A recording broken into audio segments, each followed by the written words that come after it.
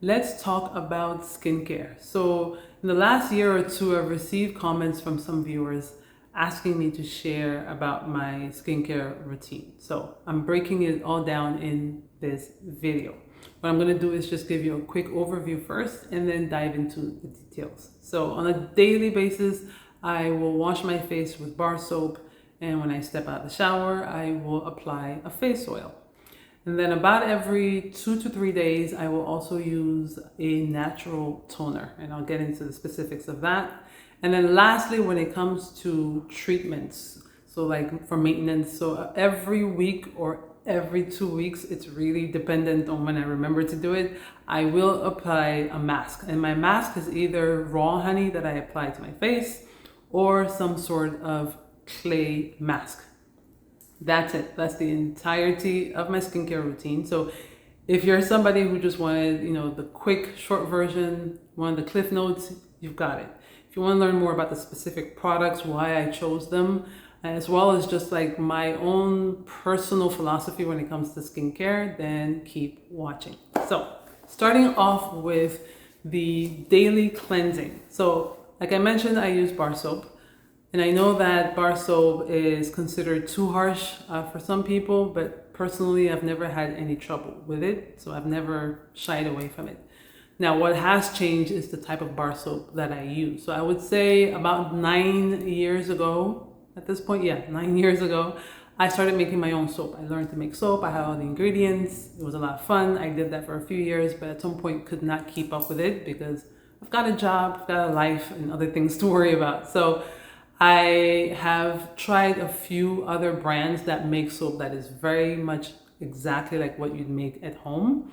And I settled on one company, which is called Crate 61. So I've tried lots of different soaps from them. I've been using this specific brand for about 3 years now. And they have multi-packs like for dry skin. They have citrus scented packs. They have different things. And I started off with those multi-packs. And then eventually in those packs, I found two that I really like.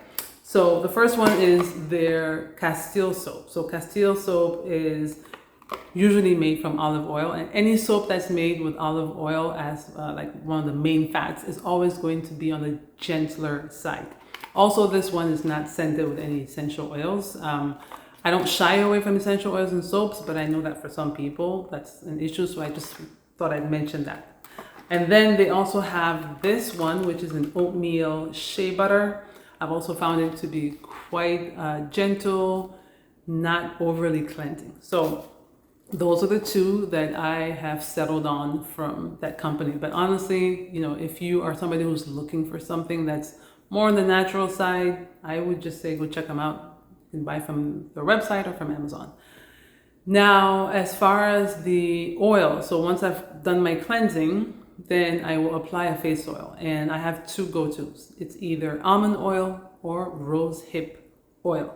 I have an entire video where I talk about rosehip oil, and I talk about how the rosehip seed oil is different from the whole seed plus fruit oil.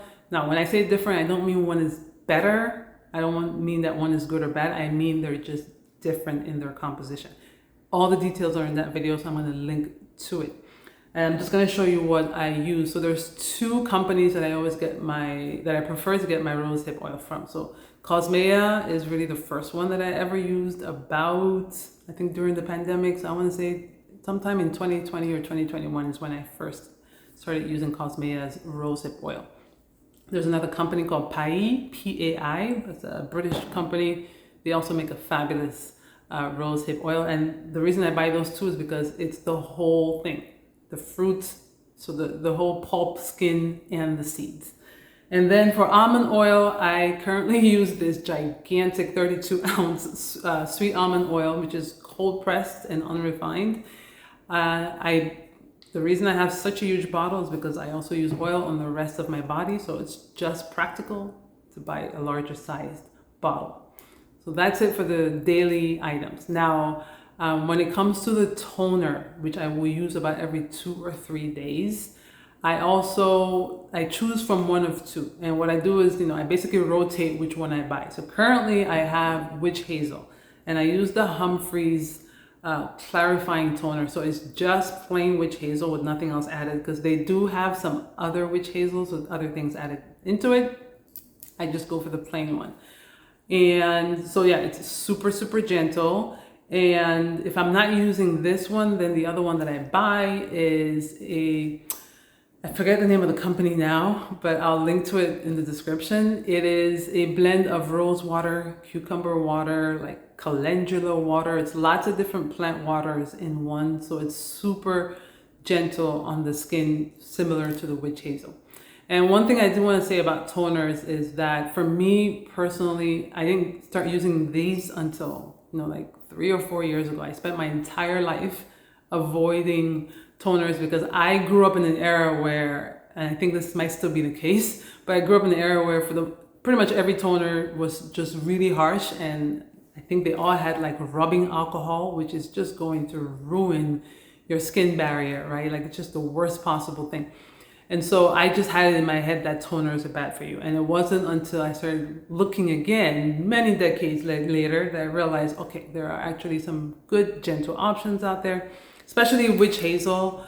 I grew up thinking of witch hazel toner as bad. Again, now I know that it's really that the companies were just putting very little witch hazel and a lot more things that were disrupting the health of the skin. Now, if you do choose to use this one, you will see that there is 14% organic alcohol in there. It's not rubbing alcohol.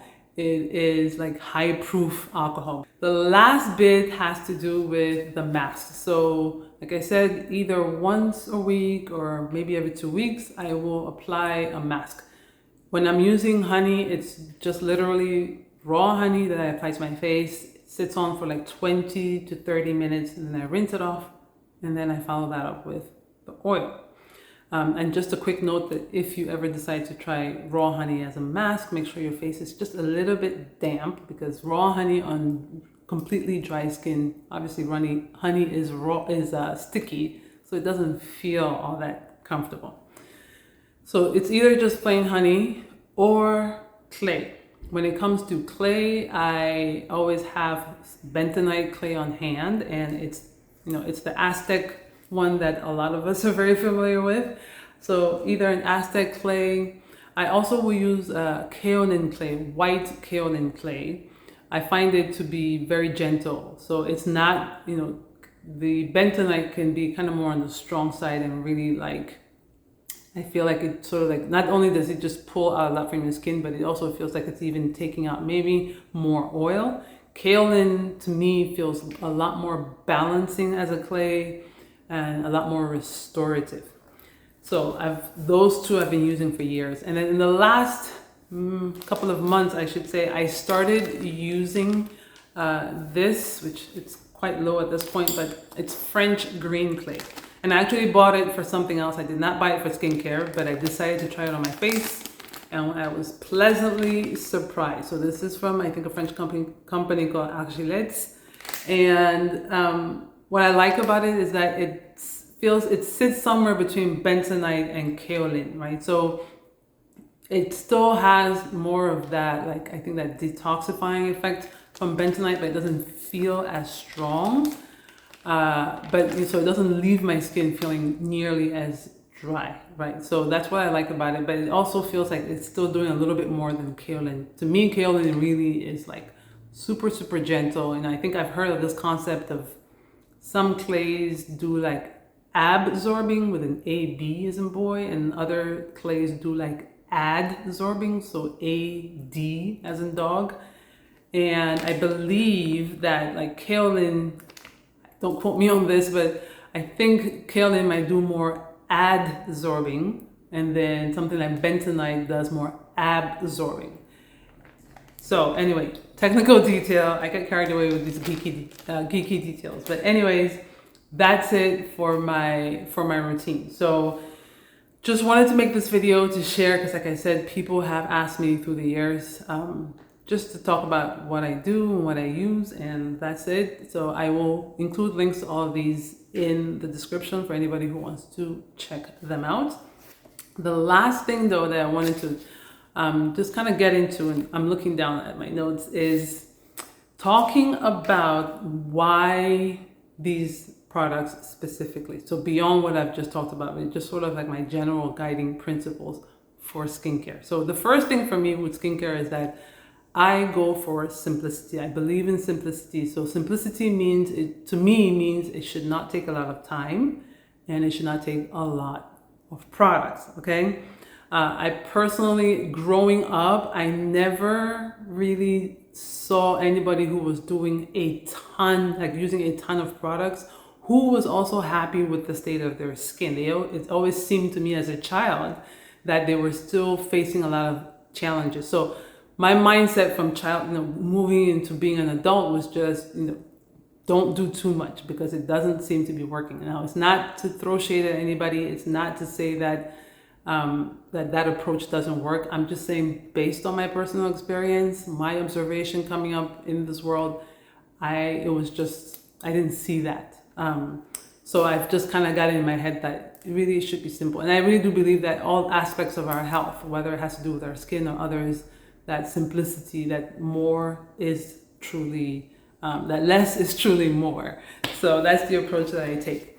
The second thing is, one of my guiding principles is nourishment. So as you've noticed, everything that I've shown you or mentioned is as minimally processed as possible. So when I think about putting something on my skin, I'm thinking about, am I getting any nutrition? Because the skin is all about nutrients. Every part of us is all about nutrition. So these oils that I buy is because I'm looking for, is it a cold pressed almond oil? Because that would be better quality. What parts of the plant are used for extraction. I look at those details because, to me, if I'm going to put anything topically, it has to nourish me. And also because we do know that what you apply on your skin, also a certain amount of it ends up in your bloodstream. So I'd rather put things that are as wholesome as possible on my skin than not, okay? The third guiding principle that I have has to do with trying to minimize exposure to toxins as much as possible. Especially, for women, there are a lot of chronic health issues, and a lot of them are often maybe not 100% caused by our sort of beauty routine, but certainly there's a correlation. There's enough information out there to show that women use significantly more products on a daily basis than men. So just the fact that most women tend to use more products means we tend to be exposed to more toxins. And unfortunately, a lot of those toxins, mess with our hormones. They will also disrupt like the microbiome on your skin. And the thing with the microbiome on the skin is it's just like the microbiome in your gut, right? Like you want that to be intact. You don't want anything to mess with that, because that just puts you now at risk for all kinds of different skin problems. So that's another reason why I just prefer to go with these types of ingredients, because I know that, it's just the clay. I know that it's just an oil, and I always make sure to read the back, like literally pick it up and make sure that you read the back, because sometimes you will see an oil, but then they've mixed it or diluted it with something else, and you won't know if you don't look on the back. So those are the main things that I wanted to talk about. And then the absolute last thing is talking about what I choose not to do. So one thing is I don't use sunscreen. So last time I used sunscreen was I think also 9 years ago, around the same time I switched into making natural soaps. I used sunscreen for a few years of my life, but the majority of my life I've been without sunscreen because, for one, I was born and raised in Cameroon.